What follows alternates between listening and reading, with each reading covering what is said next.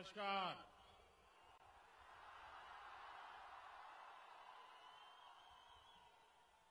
केम छो?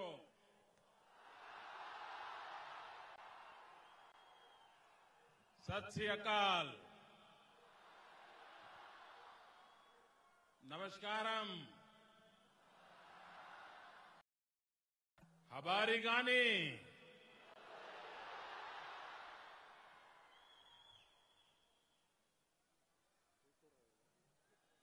All my friends, brothers and sisters, it is a matter of great privilege and honor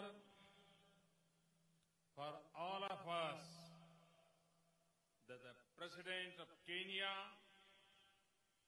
His Excellency Mr. Uhuru Kenyatta, is also among us to grace this occasion.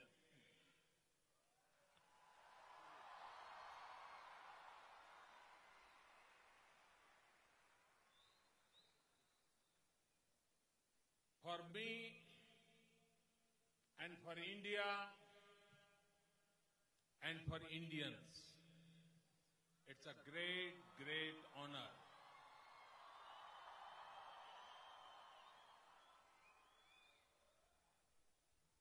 It's a symbol of love. It's a symbol of affection. And I love and affection for the Indian community. I'm very, very thankful to Excellency Mr. President.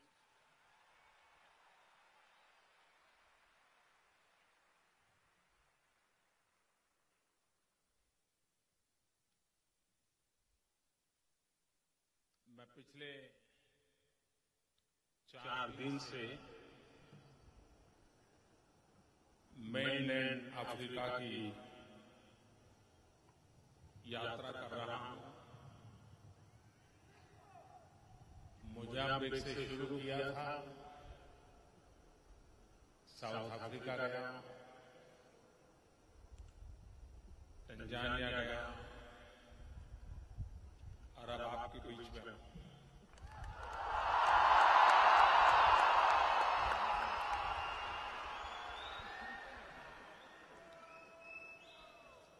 मैं पहले भी यहां आप लोगों के बीच आया हूं। आप में से कईयों से बड़ी निकटता रही है मेरी, पुराना परिचय रहा है।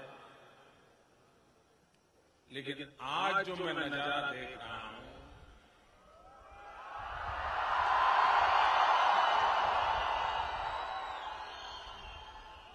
हिंदुस्तान में भी जो लोग ये देखते होंगे,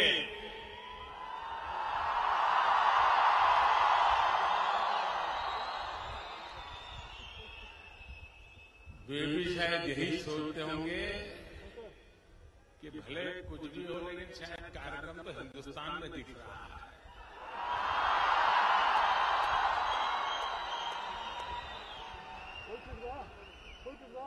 ये दृश्य देखकर के उनको लगेगा नहीं कि हम अफ्रीका की धरती पर ये नजारा पेश कर रहे हैं।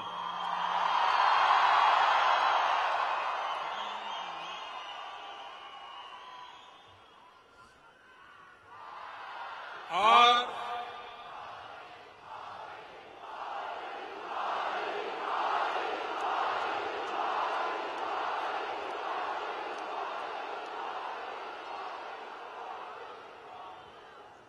कार्यक्रम मैंने हिंदुस्तान में भी देखे हैं, कार्यक्रम दुनिया के और देशों में भी मुझे जाने का सौभाग्य मिला है। लेकिन आप सबने जिस बारीकी से बहुत माइन्यूट प्लान करके इस कार्यक्रम को बनाया है, मैं आपको 100 सलाम करता हूं।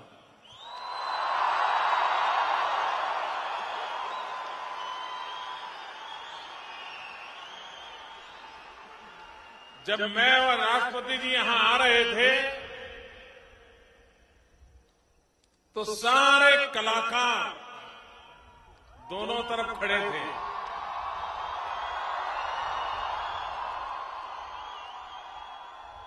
और मैं कलाकारों को देख करके देख रहा था कि जैसे पूरा हिंदुस्तान उमड़ पड़ा है।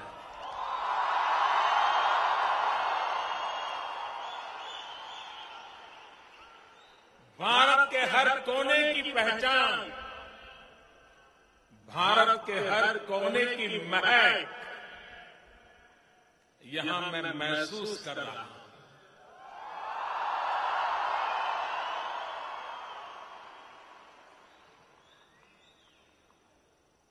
ये बात छोटी नहीं है। सदी पहले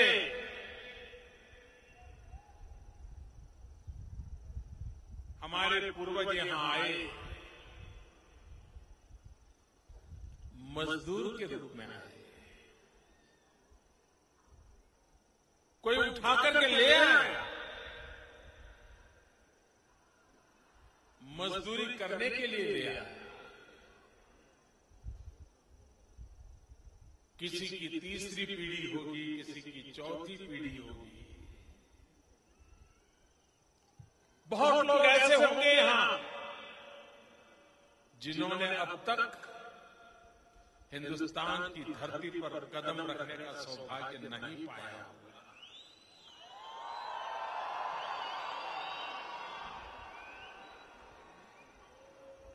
सुना होगा गंगा है, सुना होगा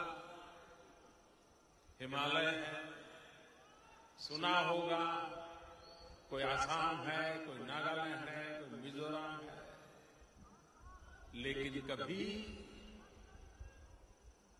जाने का सौभाग्य नहीं मिला। कुछ लोग वो भी होंगे जिनका आज हिंदुस्तान में कोई रिश्तेदार है या नहीं, इसका भी पता नहीं। किस गांव से निकले थे, किस इलाके से निकले थे, ये भी पता नहीं।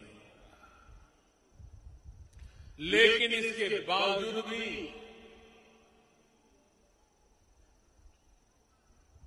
इतने लंबे समय तक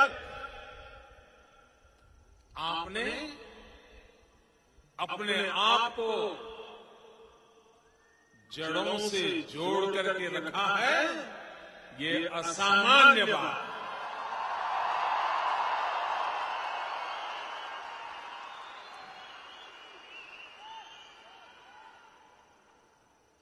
हमारे पूर्वजों की उस विरासत, हमारे पूर्वजों के पराक्रम की गाथाएं, हमारे पूर्वजों का मानवता के लिए संदेश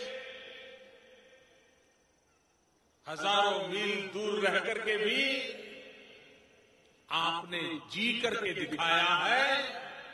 हर हिंदुस्तानी को आप पर नाज है, आपका गर्व करता हूं, आपका अभिनंदन करता हूं।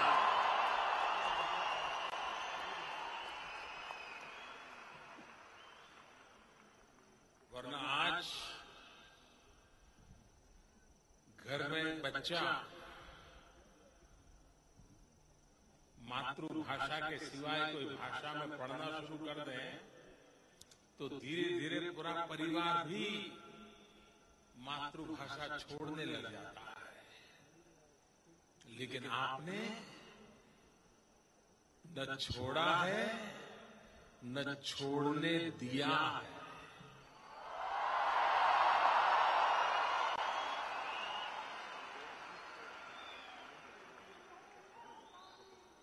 यही तो परंपरा है, भाषा का ही तो बंधन है जो हमारे भावों को प्रकट करती है। हमारा खान पान, हमारा रहन सहन और हमारे पूर्वजों के प्रति, पराक्रम के प्रति हमारा स्वाभिमान, यही हमें आगे जीने की प्रेरणा देता है। और इसलिए जब यहां आते हैं तो लगता है कि मिनी हिंदुस्तान है।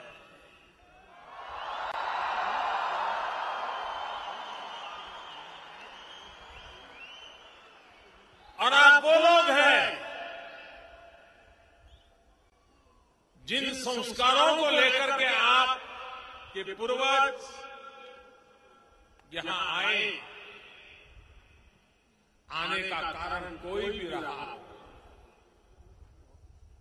मजबूरियां कोई भी रही हो, गीले सिकवे कितने ही क्यों न रहे हो, लेकिन आपने इस धरती को अपना बना लिया और इस धरती के विकास के लिए भी जी जान से जुट गया।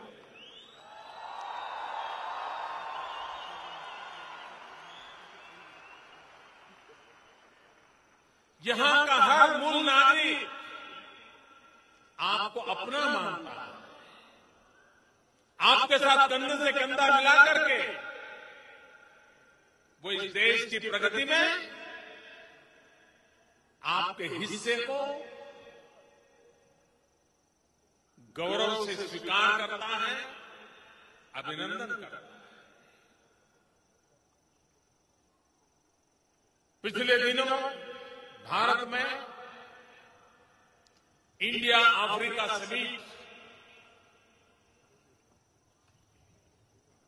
अफ्रीका के सभी देश वहां आए,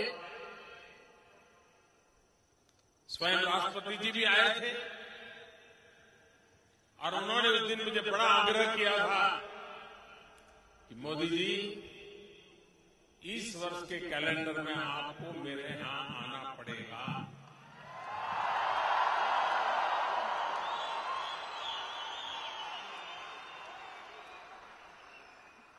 प्यार भी था, हक भी था,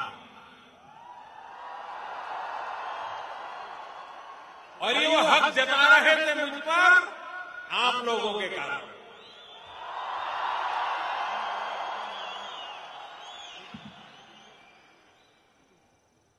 और इसलिए आज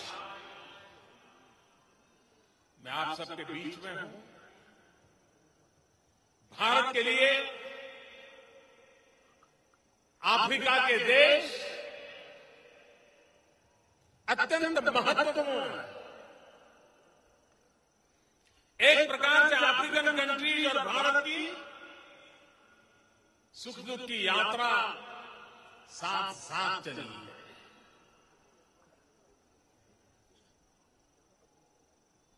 एक दूसरे को जोड़ने में हमारी ये सुख दुख की यात्रा हर बार नई ऊर्जा देती रही, नई ताकत देती रही। और भारत का भी प्रयास है अफ्रीका के सभी देशों के साथ भारत का घनिष्ठ संबंध हो, अटूट नाता हो, और भारत और अफ्रीकन कंट्रीज एक दूसरे की शक्ति को पहचाने, एक दूसरे की आवश्यकताओं को पहचाने, एक दूसरे को मददरूप होने के रास्ते खोजे और कंधे से कंधा मिलाकर के नई ऊंचाइयों को प्राप्त करने के लिए कोई कसर न छोड़े, इस मकसद से हम आगे बढ़े।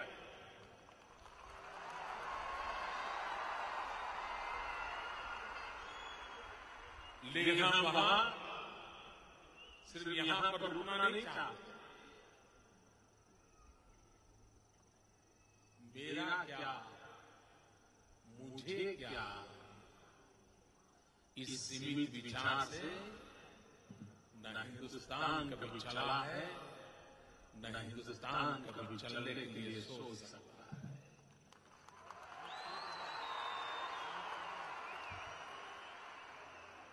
भारत सिर्फ मेरा क्या, मुझे क्या इस सीमित उद्देश्य को लेकर के विश्व के रंगमंच पर नहीं है। भारत तो वसुधैव कुटुंबकम की भावना लेकर के पला बढ़ा। हम वो लोग हैं जिन्होंने पूरे विश्व को अपना परिवार माना। हम वो लोग हैं जिन्होंने मानवता को अपनी रगों में जी करके देखा। और इसलिए जब इंडिया अफ्रीका इन संबंधों को मजबूत बनाने की बात करते हैं तब सिर्फ हमारी भलाई नहीं, हम मिल बैठ करके दुनिया की भलाई के लिए भी कुछ करें, ये भी इरादे लेकर के चल रहे हैं।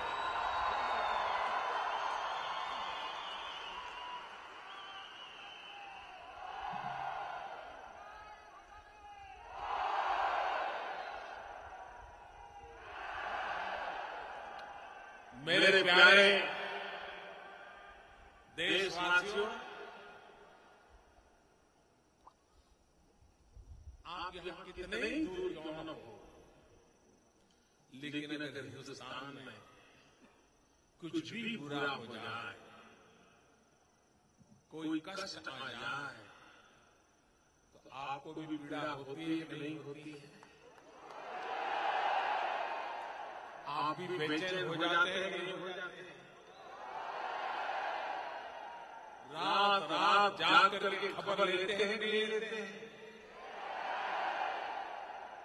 ये कैसा अद्भुत नाता है कि जिस भूमि पे कभी गए नहीं, जिस इलाके को देखा नहीं, जिन लोगों को कभी मिले नहीं, लेकिन उनको अगर पीड़ा होती है तो आप सो नहीं पाते हैं। यही तो मानवता की गुट्टी हमें पिलाई गई है और इसी के लिए हम जीते हैं।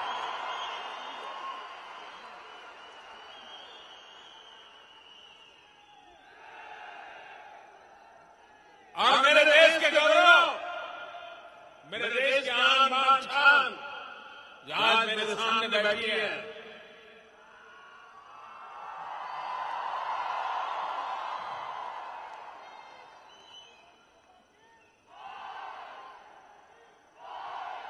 सरकार एक विदेश विभाग चलाती है। विदेश विभाग में बड़े बड़े अफसर होते हैं, बाबू होते हैं। भिन्न भिन्न देशों में उनके मिशन होते हैं, उनके दफ्तर होते हैं। वे कोशिश करते हैं दुनिया को भारत के साथ जोड़ने की। वे कोशिश करते हैं दुनिया भारत को स्वीकार करे, सम्मान करे। वे कोशिश करते हैं कि दुनिया भारत के साथ जुड़े, लेकिन उनकी ताकत बहुत सीमित है। 5, 25, 50 लोग होते हैं मिशन। दुनिया को जोड़ने की अगर सच्ची ताकत किसी में है तो हर हिंदुस्तानी में है, जो मेरे सामने है।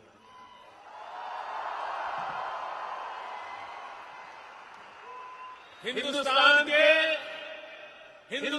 के सच्चे एम्बेसडर, हिंदुस्तान के सच्चे एम्बेसडर, हिंदुस्तान के पक्के एम्बेसडर अगर कोई है तो विश्व में फैले हुए मेरे भारतीय भाई बहन।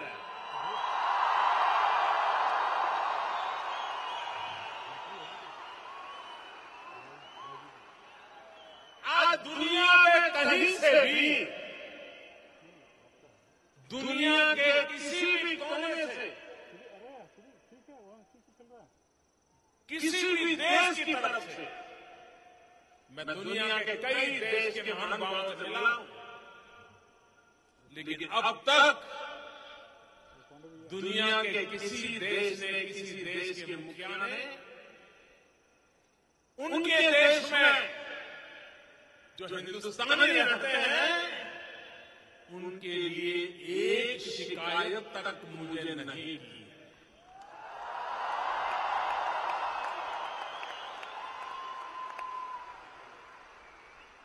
ऊपर से उल्टा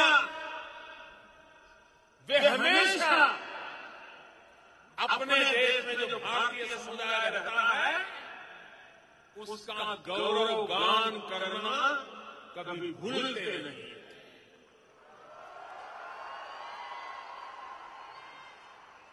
प्यारे भाइयों बहनों, आप कल्पना कर सकते हो कि हिंदुस्तान का कोई प्रधानमंत्री जब दुनिया का कोई मुखिया उसको मिलने आया हो और उस देश में रहने वाले हिंदुस्तानियों की जब तारीफ करता हो तो मेरा सीना कितना चौड़ा हो जाता है,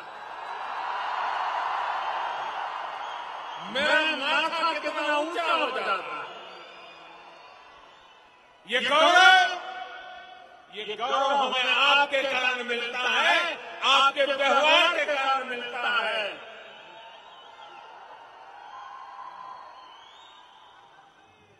आपने भारत के उच्च मूल्यों को दुनिया के सामने जी करके दिखाया और इसके कारण विश्व के लोगों के मन में भारत के प्रति देखने का नजरिया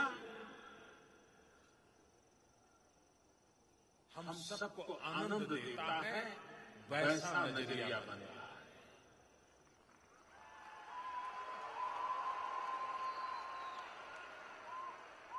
भारत में कुछ अच्छा हो, आप खुशियों से भर जाते हो, नहीं भर जाते? भर जाते हो, नहीं भर जाते हो?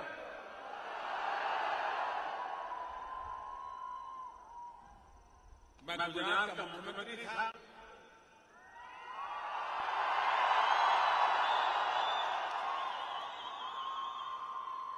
एक बार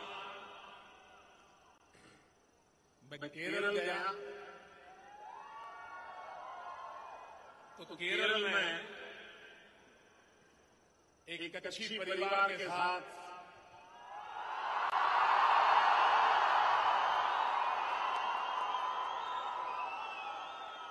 मेरा भोजन था कछड़ों वाले मांस।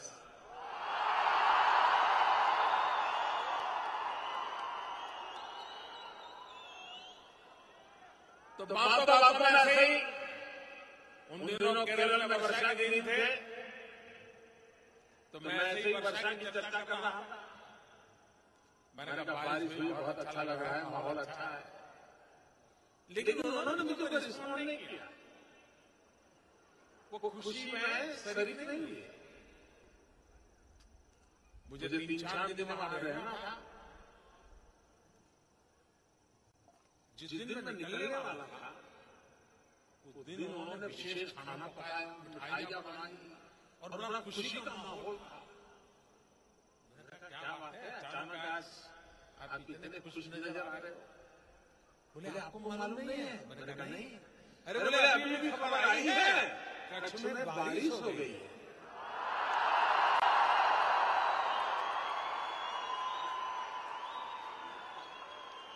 यानी वो केरल में रहते थे,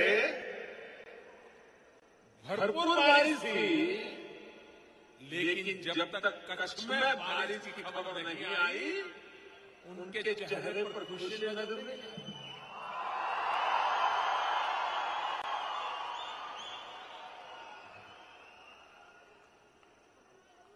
मनुष्य का स्वभाव है, हिंदुस्तान से जब भी अच्छी खबरें आपको सुनने को मिलती होगी, आपको खुशी होती है कि नहीं होती?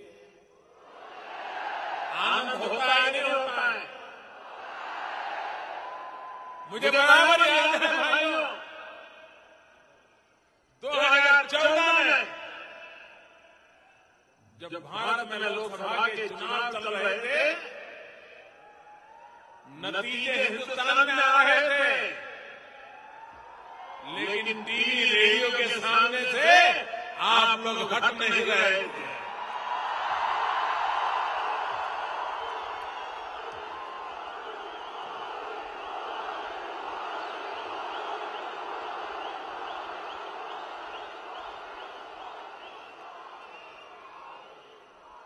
चुनाव के नतीजे हिंदुस्तान में हो रहे थे, प्रधानमंत्री हिंदुस्तान का बनने वाला था, लेकिन मिठाइयां यहां पर बन रही थी।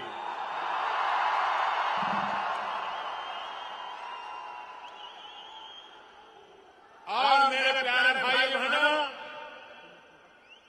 आज मैं बड़े गर्व के साथ, बड़ी नम्रता के साथ सर झुका करके आपके सामने निवेदन करना चाहता हूं कि 2 साल में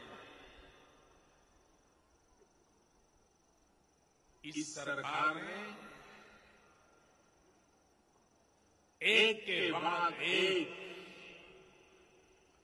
वो कदम उठाए हैं कि विश्व भर में फैला हुआ हर हिंदुस्तानी गर्व कर सकता है।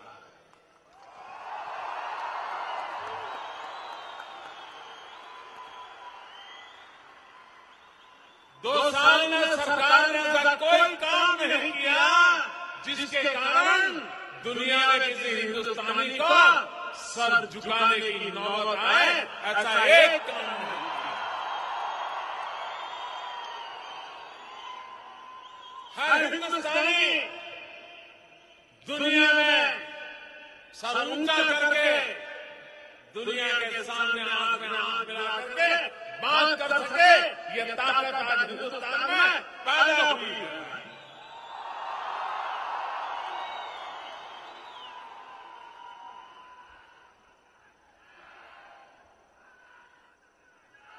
आज पूरा विश्व आर्थिक संकट से गुजर रहा है। चारों तरफ आर्थिक मंदी की खबरें आ रही हैं। हर किसी को लगता है मामला चल नहीं रहा, कुछ ढीला लग रहा है। मेरे प्यारे साथियों, सारा विश्व आर्थिक मंदी से गुजर रहा है। लगातार स्थिति कमजोर होती जा रही है। ऐसी स्थिति में एक अकेला हिंदुस्तान दुनिया में तेज गति से आगे बढ़ने वाली आर्थिक स्थिति को पा सका।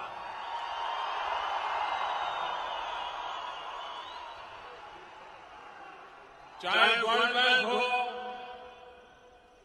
चाहे IMF हो, चाहे दुनिया की क्रेडिट रेटिंग एजेंसी हो, एक स्वर से कह रहे हैं कि आज विश्व की अर्थव्यवस्था में अगर कोई ब्राइट स्पॉट है तो उसका नाम है हिंदुस्तान।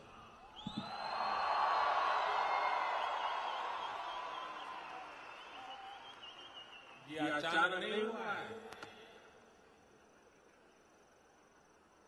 दुनिया में जब मंदी का दौर हो और हिंदुस्तान में भी एक तो नई नई सरकार आई हो, और आपको पता है 2014 में मोदी के लिए क्या कहा जाता था, इसको कोई अनुभव नहीं है, ये तो छोटे से गुजरात को देखता था, इसको विदेश विभाग क्या होता है, फॉरेन पॉलिसी क्या होती है, इसको कुछ समझ नहीं है। ये प्रधानमंत्री बन के क्या करेगा, कैसे करेगा, कई सवाल थे। और ये सही था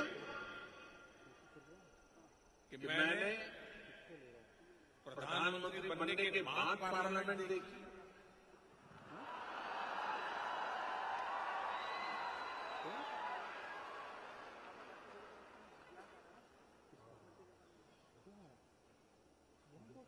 मेरी तो पूरी जिंदगी जनसभा में गई, लोकसभा मेरे लिए नहीं थी।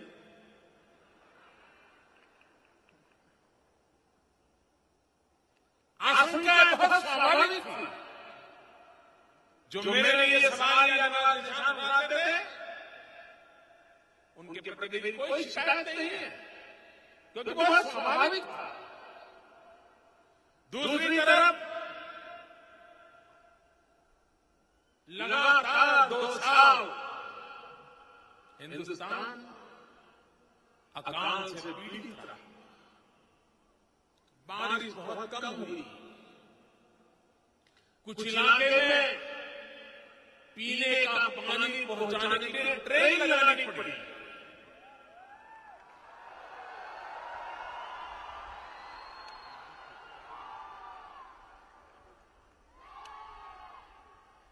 ईश्वर भी हर पल मेरी कसौटी करता ही रहता है।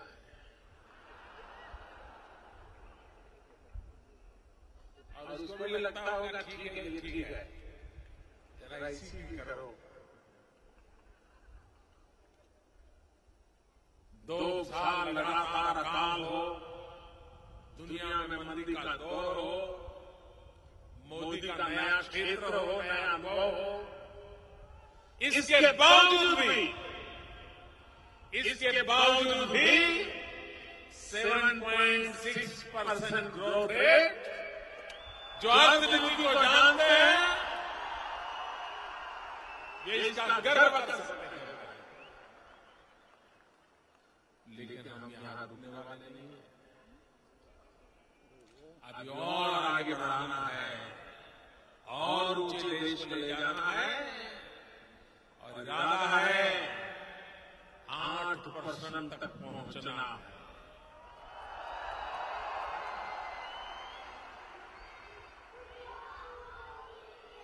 और इसके लिए सुविचारित रूप से एक के बाद एक योजनाएं बनाए।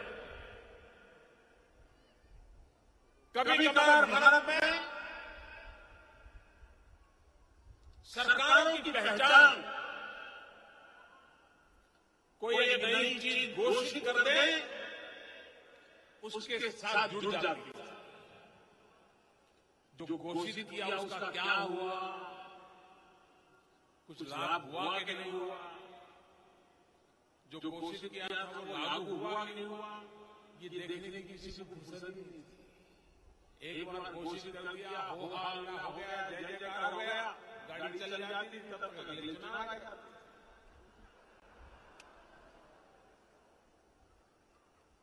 हमने बल दिया गुड गवर्नेंस, हमने बल दिया सामान्य मानव के जीवन में बदलाव। जब मैं 15 अगस्त को लाल किले पर से टॉयलेट बनाने की बात कर रहा था, स्वच्छता की बात कर रहा था, तो शुरू में लोगों में मजाक बनाने लगे। लाल किला 15 अगस्त, इस आदमी को इतना बढ़िया मौका मिला है, और ये देखो प्रधानमंत्री टॉयलेट की बात कर रहा है, स्वच्छता की बात कर रहा है। मेरे प्यारे भाइयों बहनों, बड़ी बड़ी बातें करने के लिए बहुत बार लाल किले का उपयोग हुआ। मेरा आत्मा कहता था हिंदुस्तान के छोटे छोटे लोगों की बात, हिंदुस्तान के छोटे छोटे लोगों के सपने, चाहे वो सपने छोटे क्यों न हो, लेकिन उनके अपने सपने होते हैं। लाल किले की प्राची से कभी उनकी भी आवाज सुनाई देनी चाहिए। और मैंने रुख बदल दिया, मैंने रास्ता बदल दिया। बड़ी बड़ी बातें बहुत हो चुकी थी, कोई तो हो जो छोटे लोगों की छोटी छोटी बातों को भी याद करे। और मैंने देखा है 125 करोड़ देशवासियों की ताकत को मैं भली भांति अनुभव करता हूं। और आज देश जो बदल रहा है, आज जो देश आगे बढ़ रहा है, उसका कारण 125 करोड़ हिंदुस्तानी है, 125 करोड़ हिंदुस्तानियों का संकल्प है और 125 करोड़ हिंदुस्तानियों का आगे बढ़ने का इरादा है। यही तो ताकत है। और जनता जनार्दन तो ईश्वर का दूसरा रूप होती है। अरे एक बार जनता जनार्दन ठान ले कि आगे बढ़ना है तो दुनिया की कोई ताकत ने रोक नहीं सकती है। 125 करोड़ हिंदुस्तानियों ने आगे बढ़ने की ठान ली।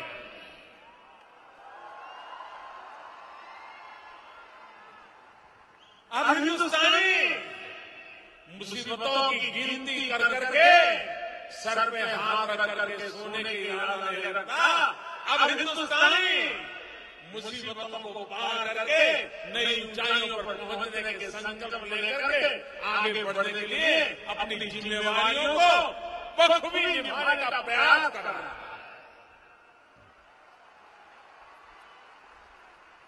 और यही मेरा सौभाग्य।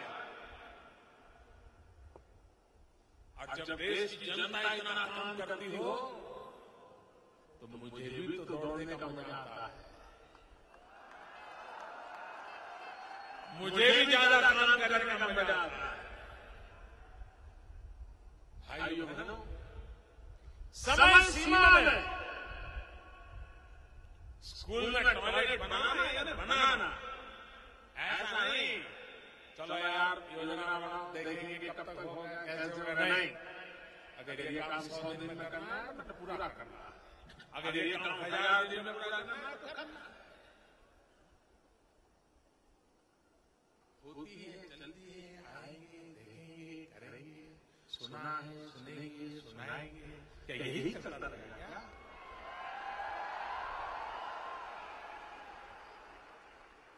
सबसे बड़ा बदलाव निर्धारित समय में काम को पूरा करने का और उसका भी जनता जनार्दन को हिसाब देना। मैं एक छोटी सी बात बता, मैं नहीं जानता हूं आप ऐसे कितने लोग हैं जो मोबाइल फोन पे नरेंद्र मोदी ऐप डाउनलोड किया हुआ है। काफी लोग हैं, ऐसा लग रहा है किया है। आप अगर नरेंद्र मोदी ऐप डाउनलोड करके अपने मोबाइल फोन पर मोदी का हर पल का हिसाब देख सकते हैं।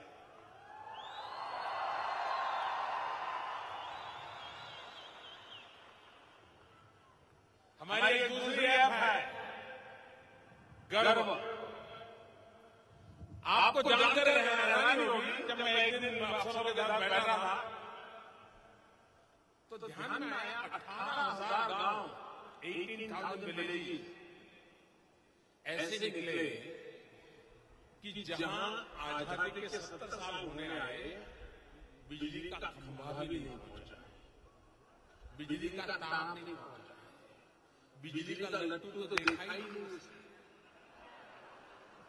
उसे मालूम नहीं बिजली क्या होती है।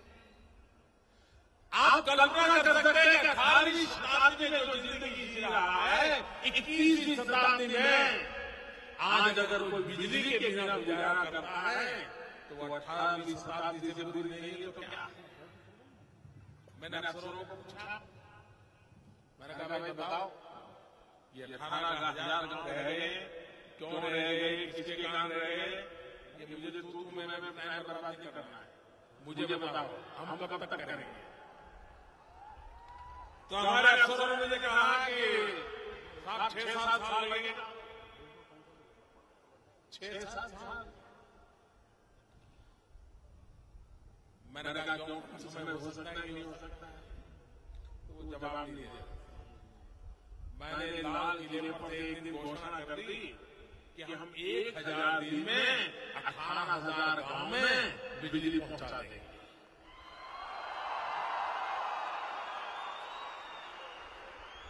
लोग मुझ पे शक करने लगे कि जो काम 70 साल में नहीं हुआ है ये मोदी 1000 दिन में कैसे करेगा। और बात सही, जो काम 70 साल में बाकी रहा हो उसको ये मोदी कहता है 1000 दिन में करूंगा तो मतलब क्या है। लेकिन अगर आप गर्व नाम के ऐप पर जाओगे, डेली किस गांव में खंभा पहुंचा, किस गांव में तार पहुंचा, किस गांव में बिजली का करंट चालू हो गया, डेली हिसाब आपको मिलता है। अभी तो 400 दिन के आसपास टाइम हुआ है, 60% गांव में बिजली का काम हो गया।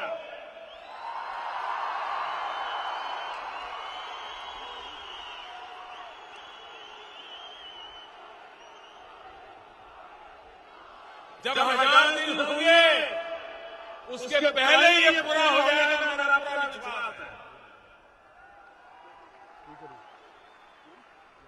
मुझे गांव की सड़क बनानी है, हर गांव को पक्की सड़क से जोड़ना है।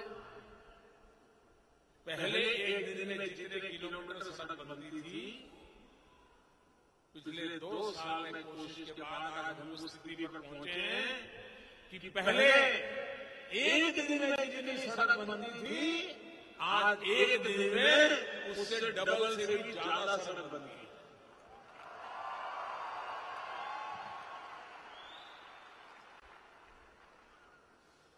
कहने का तात्पर्य यह है कि सामान्य मानव की सुखाकारी, सामान्य मानव की आवश्यकताएं, क्वालिटी ऑफ लाइफ, उसमें बदलाव लाने की दिशा में एक के बाद एक बारीकी से काम चल रहा है। उसके साथ साथ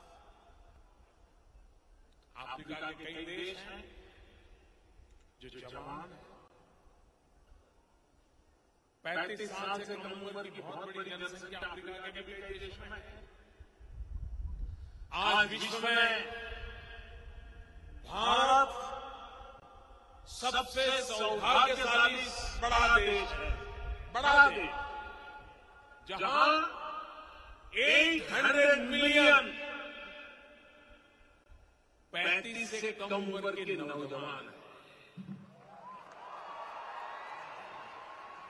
भारत की 65% जनसंख्या आज 35 साल से कम उम्र की है।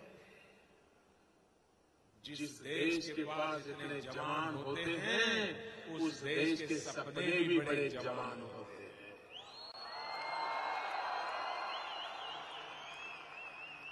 और इसलिए स्किल डेवलपमेंट,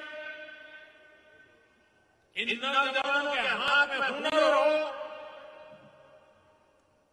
कोई न कोई नई चीज जानने का, सीखने का, उसकी इच्छा आकांक्षा के अनुसार अवसर मिले। और मैं नहीं चाहता कि मेरे देश का नौजवान रोजगार के लिए पर्चियां लेकर इधर उधर भटकने के लिए मजबूर हो जाए। मैं चाहता हूं मेरे देश का नौजवान अपने कदमों पर खड़ा रहे, अपनी मंजिल खुद तय करे और खुद मंजिल पर तेज गति से आगे बढ़े। ऐसा माहौल पैदा करो ताकि वो स्वाभिमान से जिंदगी जी सके।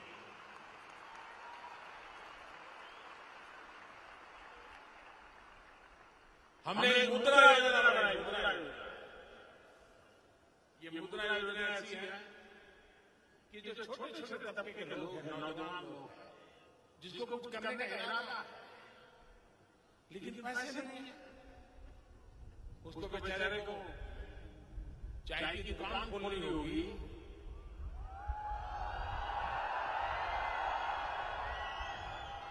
इच्छा तो होगी, पैसे नहीं, और किसी साहूकार से लेने जाएगा तो ब्याज बहुत होगा। हम जानते हैं साहूकार का क्या होता है। हमने मुद्रा योजना के तहत कोई भी गारंटी के बिना ऐसे जो साहसिक लोग थे उनको पैसा देने का फैसला कर लिया और इस भरोसे से किया कि वो समय पर पैसा लौटा देगा। मेरे प्यारे नौजवानों, ये योजना अभी अभी शुरू की है, 6 महीने हुए। अब तक 3.5 करोड़ लोगों को करीब 1.25 लाख करोड़ रुपया उनको दे दिया। कोई गारंटी के बिना दे दिया। और मुझे विश्वास है वो पैसे लगाएगा, मेहनत करेगा, वो खुद तो रोजगार कमाएगा, लेकिन एक और नौजवान को भी रोजगार देने की ताकत वाला बन जाएगा। ऐसा ही बदलाव मैं देख रहा हूं।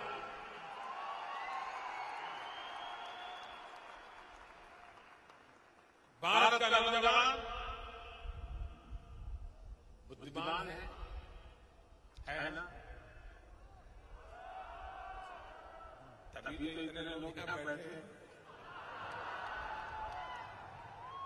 दुनिया की अनजानी भूमि पर जाकर के भी मिट्टी का सोना बनाने की ताकत आप लोगों में है।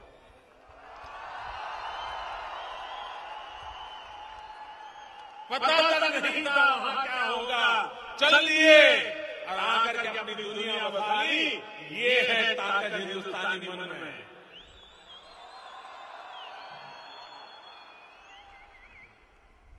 भारत के नौजवान भी इनोवेटिव है, इंटेलिजेंट है, साहसिक है। अगर एक बार चीज दिल में बस गई तो जिंदगी खपा देने वाले लोग हैं। और इसलिए हमने स्टार्टअप मूवमेंट शुरू किया, स्टार्टअप मूवमेंट। और आज दुनिया में भारत स्टार्टअप की दुनिया में 4थे नंबर पे खड़ा है और मैं तेज गति से उसको नंबर 2 पे लाने की कोशिश कर रहा हूं। हमारे नौजवान, उनके पास आइडियाज है, कल्पना शक्ति है, टेक्नोलॉजी है, इनोवेशन है। कोई हाथ पकड़ने वाला चाहिए। ये दिल्ली में ऐसी सरकार बैठी है जिन्होंने नौजवानों का हाथ पकड़ा है और स्टार्टअप को बल दिया है। एक स्टार्टअप की नई दुनिया खड़ी हो रही है। और ये स्टार्टअप सिर्फ किसी इंसान का जेब भरता नहीं। स्टार्टअप की ताकत एक नया विश्व पैदा करने की ताकत होगी। एक विश्व में नया बदलाव लाने की ताकत होगी। एक स्टार्टअप अगर ऐसा पार कर जाए तो जगत के तौर तरीके बदल जाते हैं। आज हम देखते हैं कि पिछले 30 साल में टेक्नोलॉजी में जो इनोवेशन हुए, जो स्पार्किंग पॉइंट आए, सारे जगत की दिशा बदल गई। भारत के लोग ये कर सकते हैं। और इसलिए देशवासियों की जो सामर्थ्य है, शक्ति है, उसे बल देना। देशवासियों की शक्ति के आधार पर देश को नई ऊंचाइयों पर ले जाना, गरीबी से मुक्ति पाने के लिए भी, गरीबी के खिलाफ लड़ने के लिए गरीबों को ताकत देना, ताकि गरीब गरीबी को परास्त करे। उस राह पर हम चल पड़े।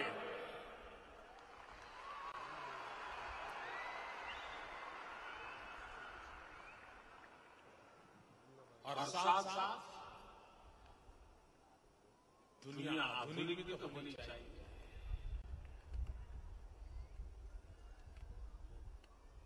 अभी भारत ने एक साथ 20 सैटेलाइट आसमान में छोड़े। 20 एक साथ। और 2 सैटेलाइट तो 2 कॉलेज के स्टूडेंट्स ने बनाए थे। वो ऑलरेडी आज ऑपरेशनल है। उनको जो काम दिया था, भारत में वो सिग्नल दे रहे हैं। और बात बाकी जो सैटेलाइट छोड़े कुछ अमेरिका के थे, कुछ सिंगापुर के थे। दुनिया के समृद्ध देश भी अपने सैटेलाइट लॉन्चिंग के लिए भारत के वैज्ञानिकों की ताकत को उसका लोहा मानने लगे।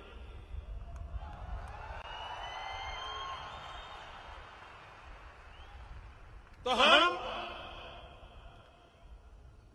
उपनिषद से लेकर के उपग्रह तक भारत की जो विशाल शक्ति संपूर्ण है, इस पूरे शक्ति संपूर्ण को लेकर के विश्व की नई ऊंचाइयों पर भारत का भी सितारा चमकता हो, वो दिशा में प्रयास करो। भाइयों बहनों, मैं आपको विश्वास दिलाता हूं, आप जैसा हिंदुस्तान चाहते हो वैसा ही हिंदुस्तान के 125 करोड़ लोग बना के रहेंगे। ये मैं आपको विश्वास दिलाता हूं।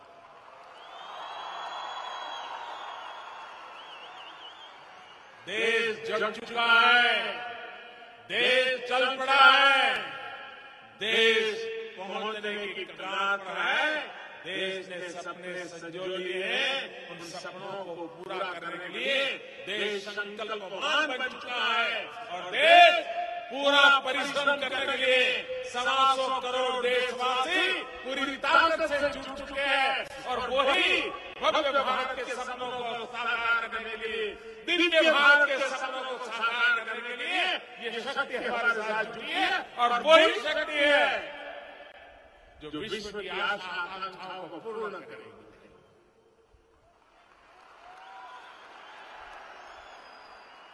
दुनिया दो संकटों से गुजर रही है। एक तरफ टेररिज्म, आतंकवाद और दूसरी तरफ ग्लोबल वार्मिंग।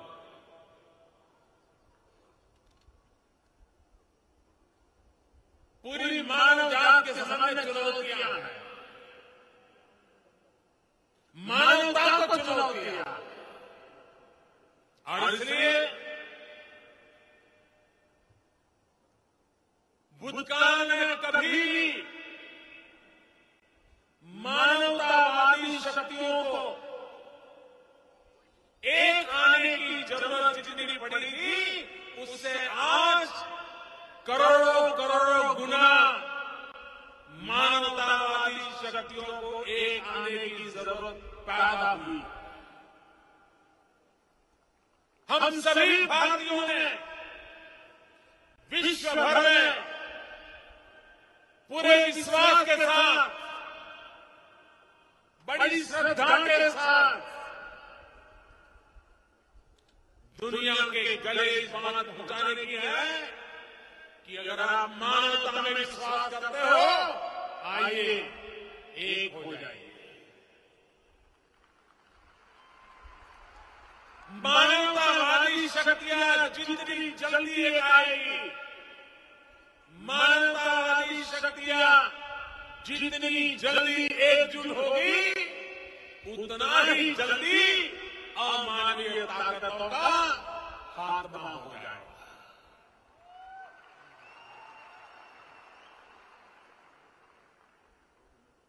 अमानवीय शक्तियों का मुकाबला मानवीय शक्ति से होने वाला है और इसलिए मानवतावादी शक्तियों का एक आना और भारत का पूरे विश्व को एक ही संदेश है,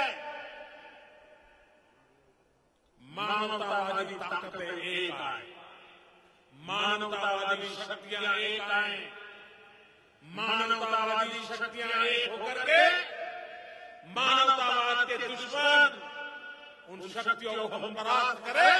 ये मानवता के लिए आवश्यक है, किसी देश विशेष के लिए नहीं, और उस संकल्प को हमें आगे बढ़ाना। उसी प्रकार से